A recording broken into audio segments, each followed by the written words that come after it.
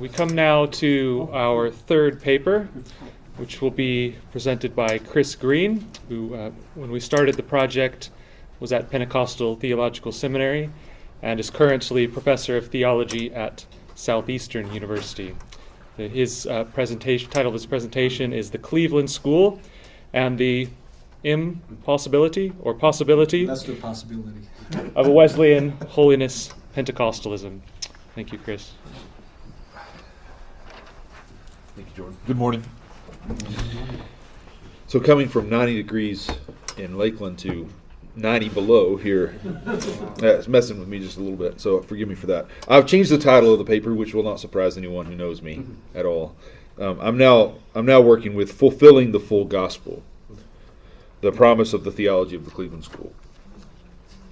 It's rather short, and I won't read it all, but most of it I will, and throw in a few comments along the way.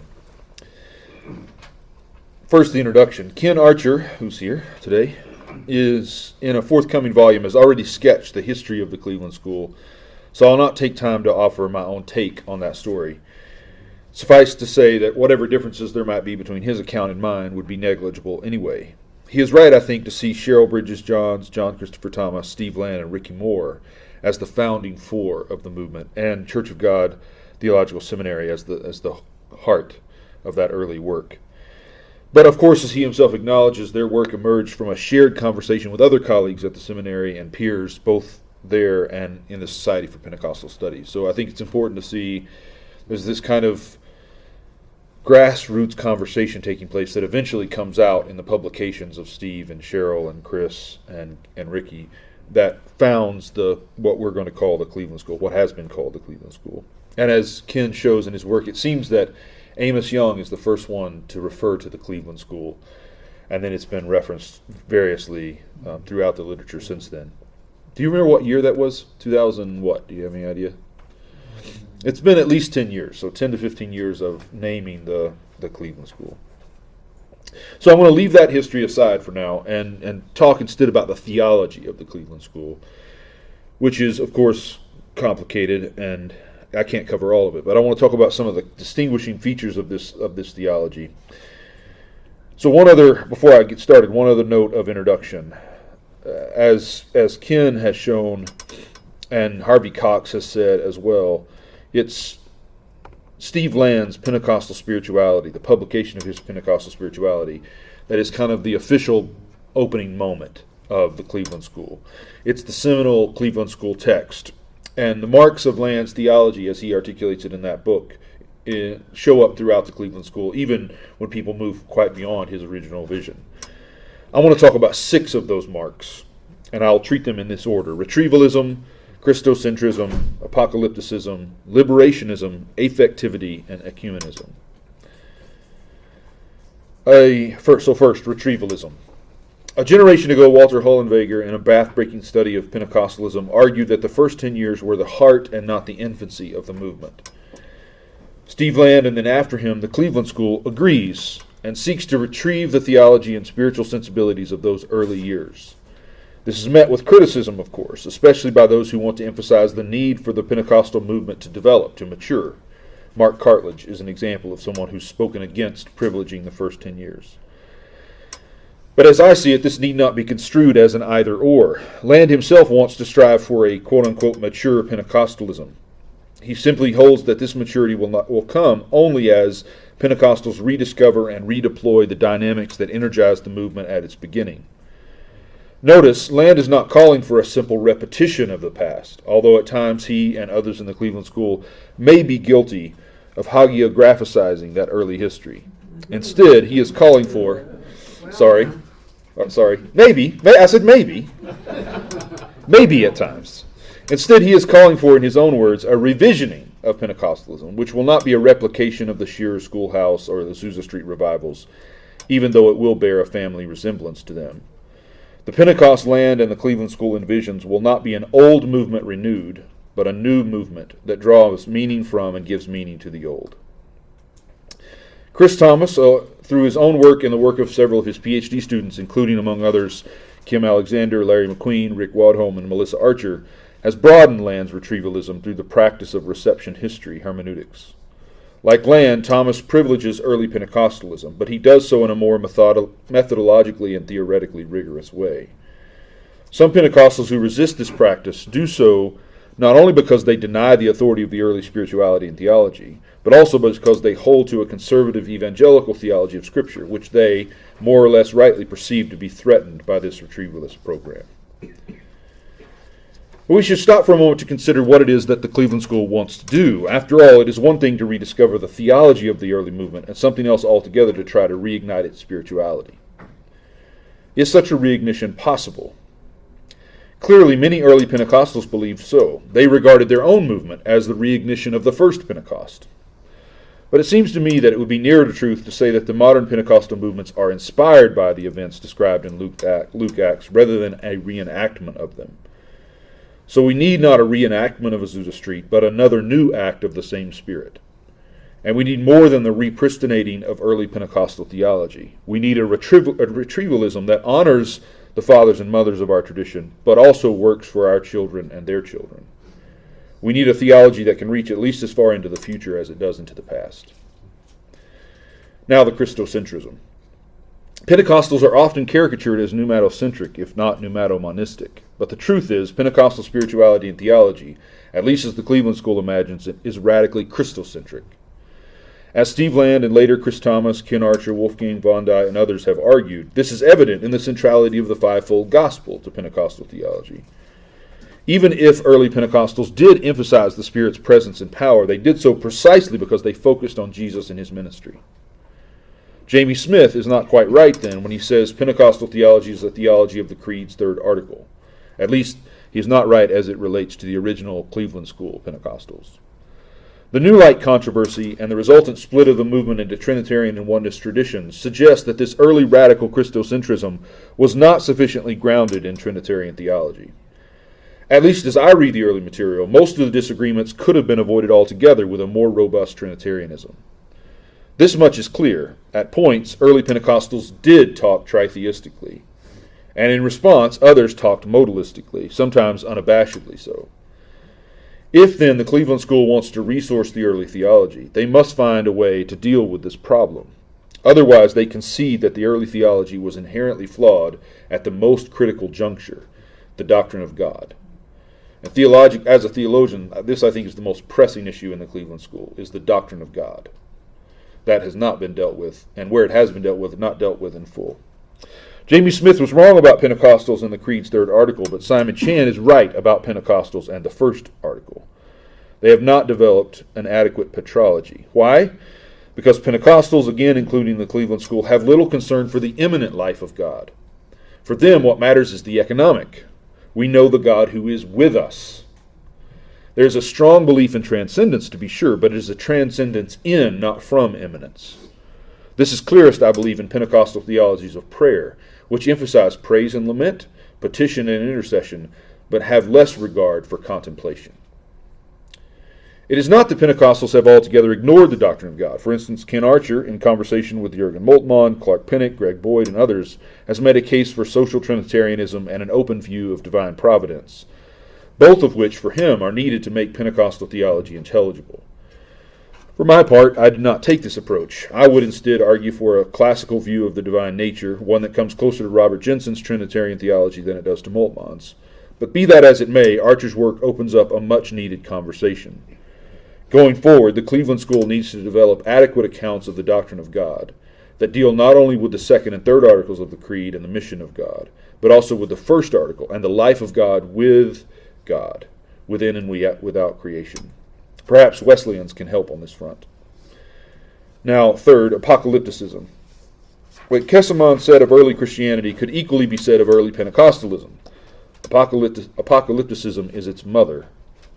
As Land notes, and Larry McQueen has demonstrated, early Pentecostals were not fundamentalist dispensationalists, although many of them did make use of Scofieldian language and imagery. But there was from the beginning what Land calls bad apocalyptic, a form of poor teaching that not only engaged in bizarre eschatological speculations, but also downplayed the worldly responsibility of believers. And this is one of those contradictions in the early movement, where there is a social awareness that we seem no longer to have, and yet at the same time, this bad apocalyptic that Land talks about which is arguing that you should abandon social responsibility. And I think one of those won out, unfortunately. This otherworldliness has taken some Pentecostals far afield from the original Wesleyan vision, which, if not outright postmillennial, at least had postmillennialist concerns and ambitions.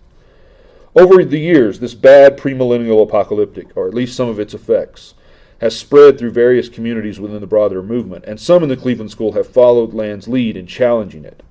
Cheryl Bridges-Johns and Robbie Waddell, for example, have been outspoken about climate change and creation care. Danielle Augustine has written about economics in the light of Pentecostal spirituality. Dario Lopez, Rick Waldrop, Kim Alexander, and Ken Archer have written about and advocated for recovery of early Pentecostal pacifism and against the death penalty. Of course, work still remains to be done, but the good news is that the Cleveland School has at least the basics of a theological framework in place to develop responses to issues of race and ethnicity, as well as family, sex, and gender, and socio-political renewal through prison reform, education reform, healthcare reform, culture making, etc. To take but one example, the Pentecostal experience of glossolalia leads to a special appreciation for language, which perhaps prepares the Cleveland School for thinking creatively about the possibilities and limits of speaking and hearing. Daniela Augustine argues that glossolalia is, quote, a foretaste of the ultimate destiny of heaven and earth being called together into one holy fellowship. If this is so, then perhaps tongue speech is a sign of the renewal of language, the manifestation of what speaking will be when we are living together as, in William Seymour's words, one common family. In short, the Pentecostal emphasis on speaking in tongues is not necessarily individualistic and otherworldly. It may very well hold a key to socio-cultural transformation. I don't say that lightly. Rosenstock, Hussey, and Hannah Arendt, each in a peculiar way, have argued that the corruption of language both reveals and accelerates the degeneration of a society. Mm-hmm. I think this is not in the paper or in a footnote, and will not be in the paper in the future, but this is what I think Trumpism is about. Mm-hmm. It's about the degeneration of language. And Rosenstock Hussey says that at the last stage of degeneration, even shouts are inaudible. That's where I think we are. And the practice of tongue speech can cut against the grain of that, I think.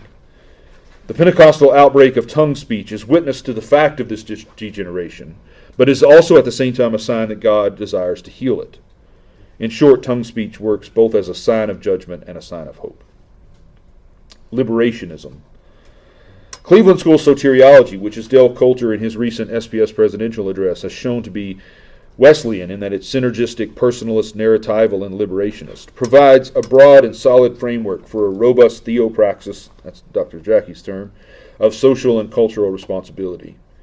Unlike many evangelicals, Cleveland School Pentecostals reject the idea that salvation depends upon a personal decision.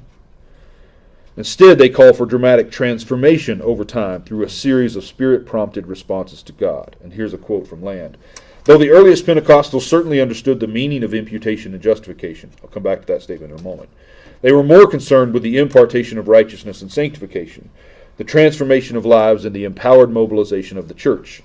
The emphasis of salvation was not so much on standing as it was on movement. It was not primarily a matter of identification with Christ, but of conformity to him. It was not so much a position as a participation. In short, as the Cleveland School understands it, salvation is about liberation from the power of sin into the power of life in the Spirit. And this holds promise for society at large, not just the community of believers. So far, so clear. It is worth questioning Land's assessment about early Pentecostal understandings of the doctrine of justification, however. Remember, he said they understood it. In fact, Robert Jensen contends that most Christians, Catholic, Orthodox, and Protestant, do not understand the doctrine, and so present a distortion of it. My own reading of the early Pentecostal material, as well as my engagement with more recent works from our tradition, confirms Jensen's conclusion. Here, as with the doctrine of the Trinity, serious theological work remains to be done. And the same can be said about the Cleveland School understanding of sanctification, which, at least at times, seems to underestimate the power of sin at work in the world upon believers. Whatever is true about the power of sin at work in them. Perhaps the focus on personal holiness makes it so that corporate and systemic evil and injustice are not seen for what they are. Simeon Zoll has suggested that Pentecostal anthropologies are too optimistic as well as too voluntarist. As he sees it, Pentecostals, and he would add Wesleyans, need to learn from Luther the prevenient deceitfulness of sin and the tragic frailty of the human will. This critique may not be entirely fair, but it does at least point to a gap, if not exactly a weakness, in Cleveland School theology. I should say, too, that I am wary of virtue ethics, which has obvious appeal for Wesleyans and Wesleyan Pentecostals. I, of course, do believe that character matters, and I do believe that God can and does want to shape our character. But I think human nature is too mercurial to ever be predictable. So I want to frame discussions about sanctification not in terms of character formation, but in terms of awareness and attentiveness. Morality is not the same as holiness, and saintliness is not a personal trait, not a possession in any sense, but is always gift received and shared. So the saint is not substantively holier than the rest of us. She is simply more accepting of the holiness of God, more ready and willing to let holiness happen to her and around her. And then affectivity.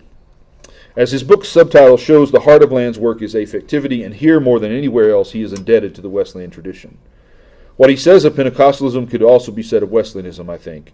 The apocalyptic affections, gratitude, compassion, and courage, are the integrating core of spirituality. Perhaps no one in the Cleveland School has done more to develop this theological claim than Leroy Martin, who has provided a series of readings of the Psalms that focus on the affections. For example, in his reading of Psalm 1, Martin argues that Walter Brueggemann's emphasis on obedience misses the point. It's not obedience to the Torah that the psalmist calls for, but delight in the Torah. Psalm 63, in the same way, reveals that the faithful life is above all a life of passion for God. More than anything else, the Psalms call us to be moved by God and toward Him effectively. Following the work of scholars like Gregory Clapper, the Cleveland School insists that affections are not emotions, and they do not speak of them as virtues either. But how then to best understand what makes an affection good? More to the point, has the Cleveland School given enough attention to the deviousness of sin and the wickedness of the human heart? What if selfishness masquerades as holy, presenting itself as a passion for God?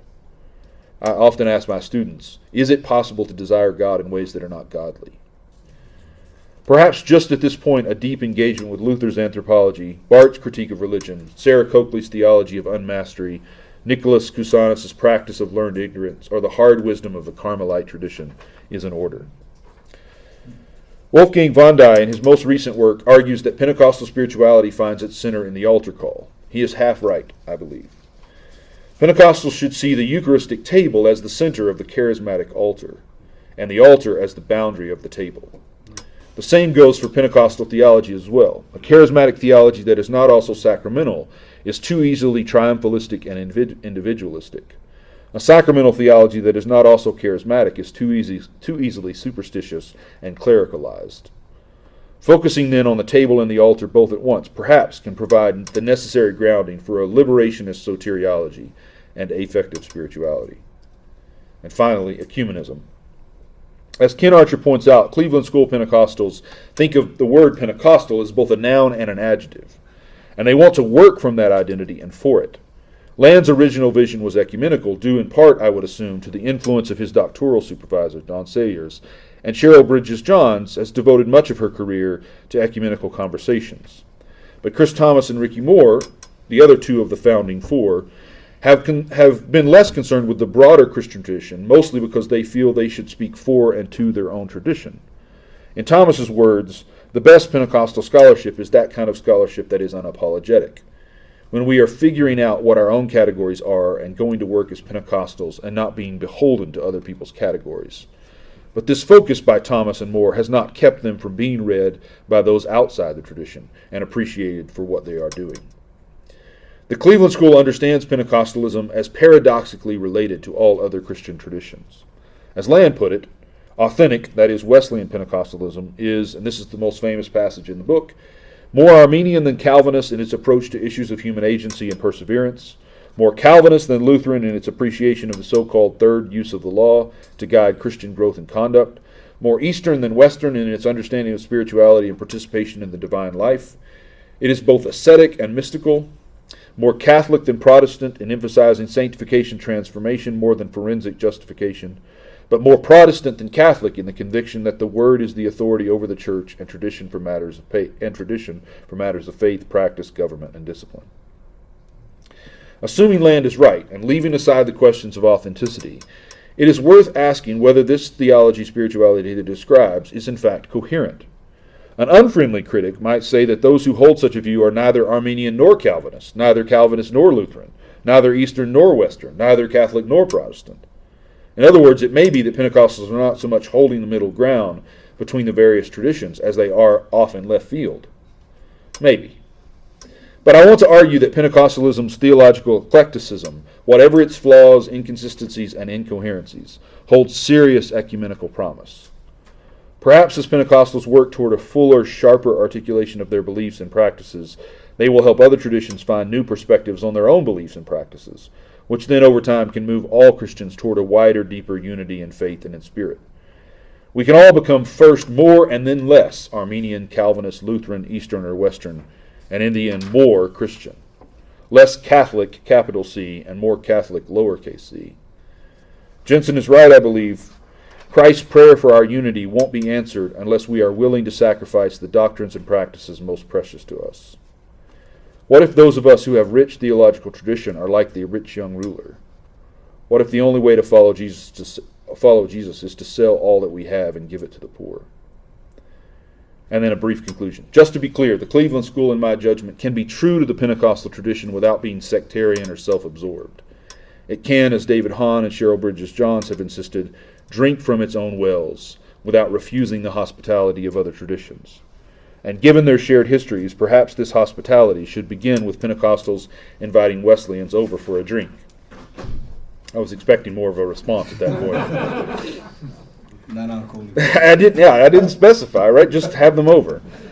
Who knows what might happen in a good conversation?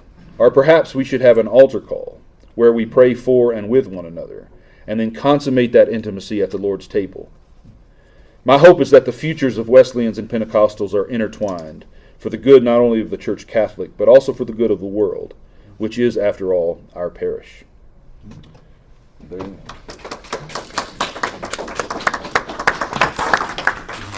Thanks very much, Chris. We've got about 10 minutes for questions and discussion now.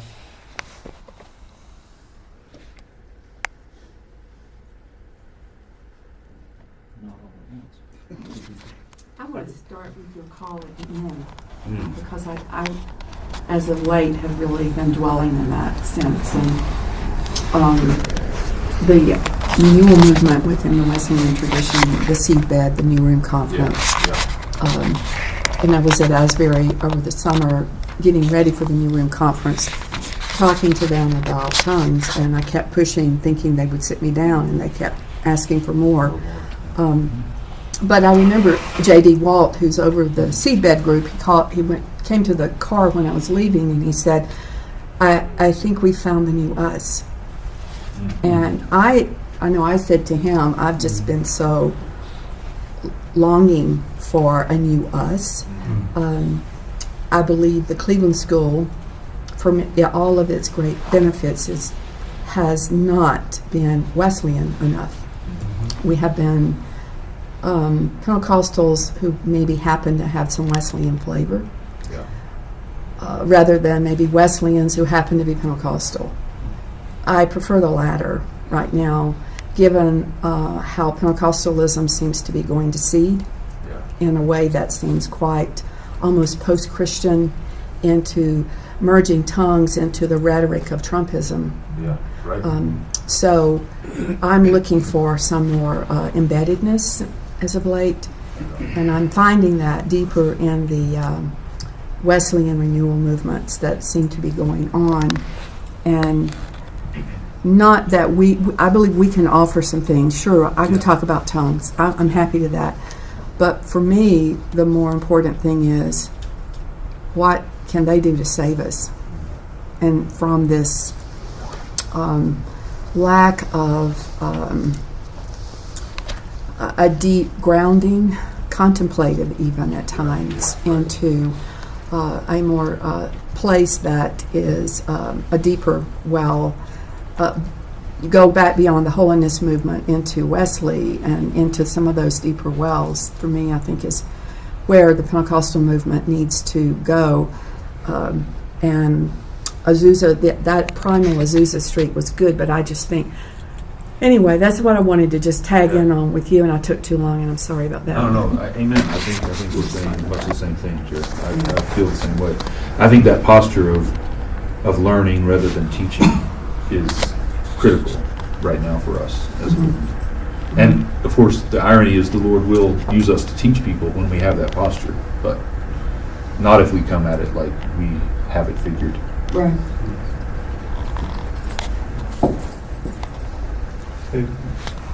When you commented on affections are not emotions in terms of Cleveland School's view, two thoughts went through my mind. One is something you said that the Cleveland School should be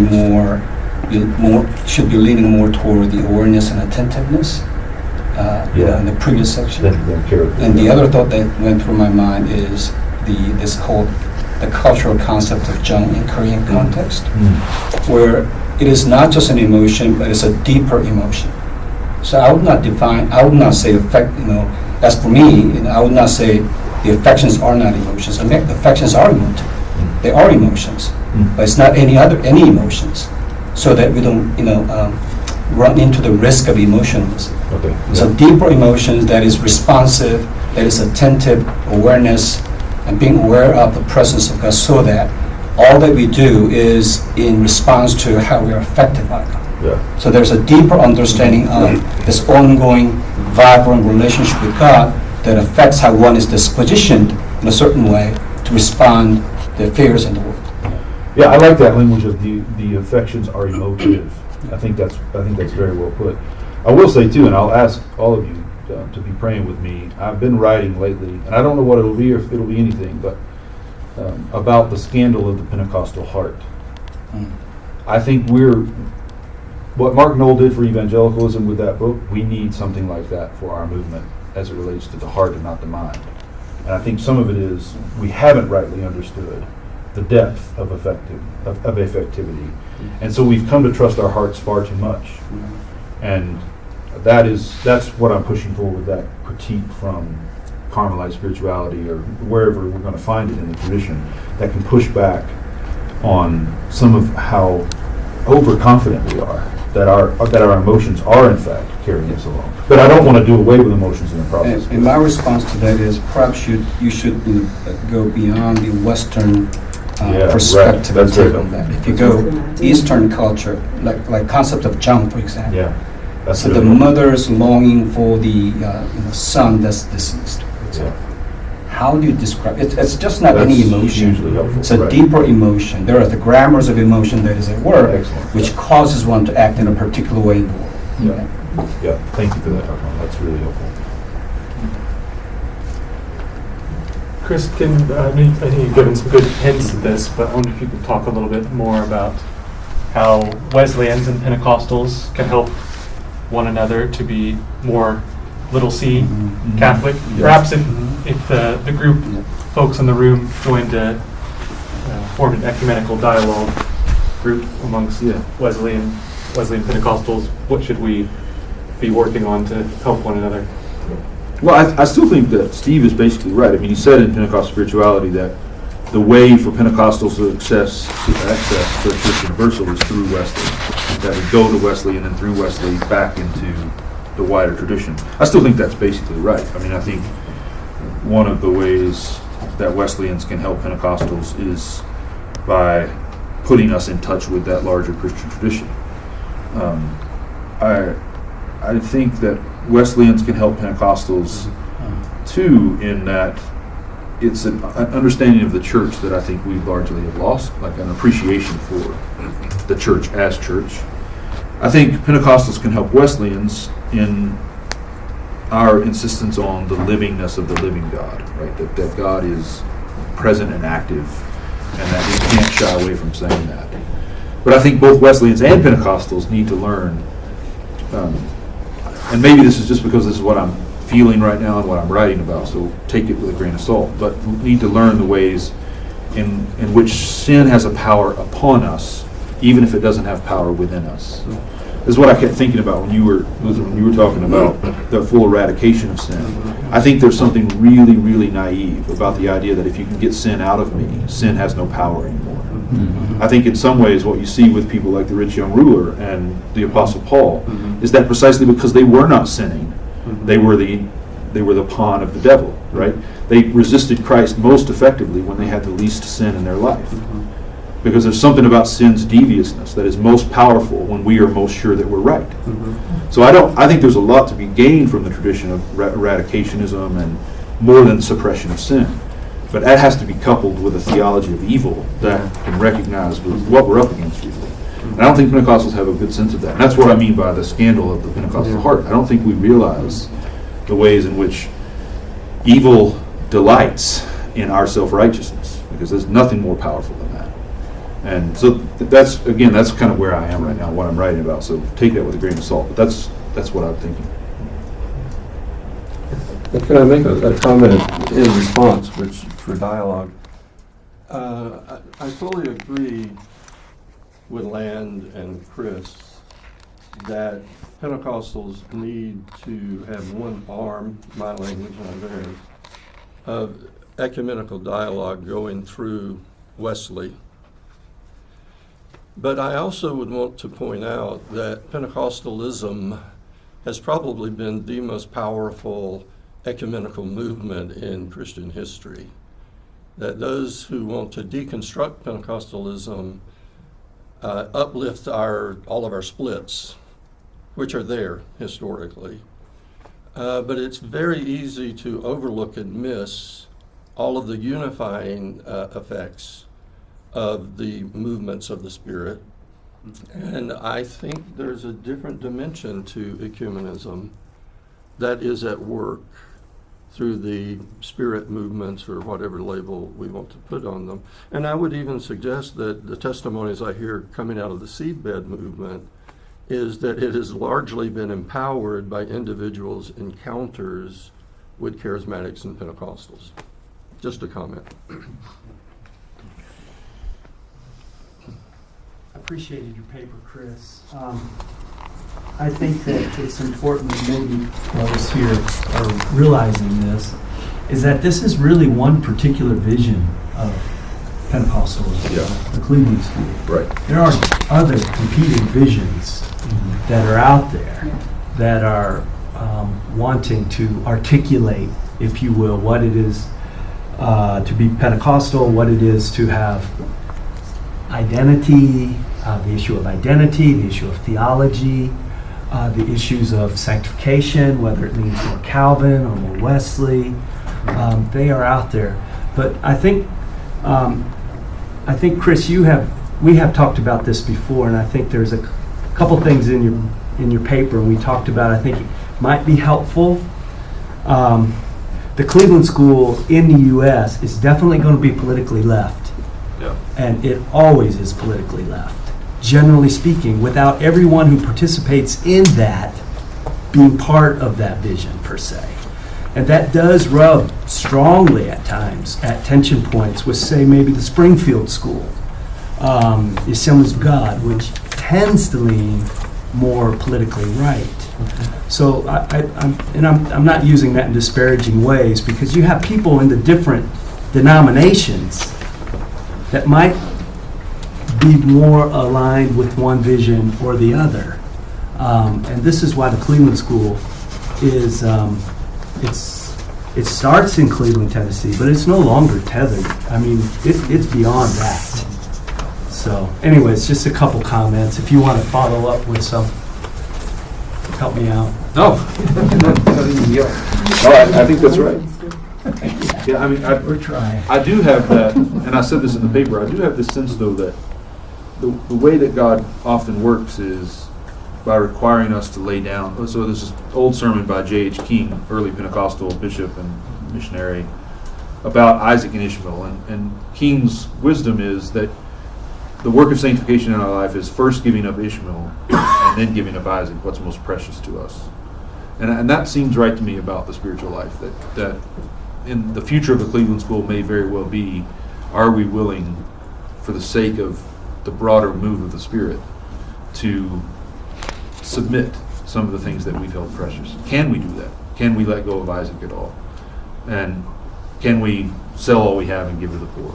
So that's in terms, for me, thinking ecumenically, that it has a lot to do with what you're willing to lay down as well as what you bring to the table. So, yeah, Rob. So I have a question for you.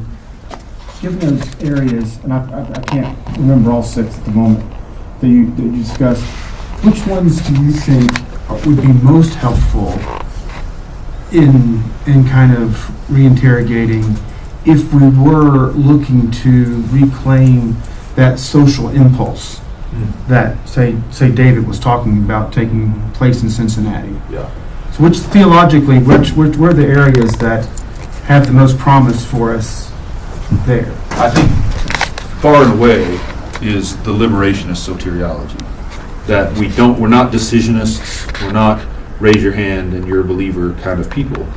And I mean, we're about the transformation of lives and communities, and I think should be about the transformation of the world. So I think that's ground zero for that thinking, in my opinion.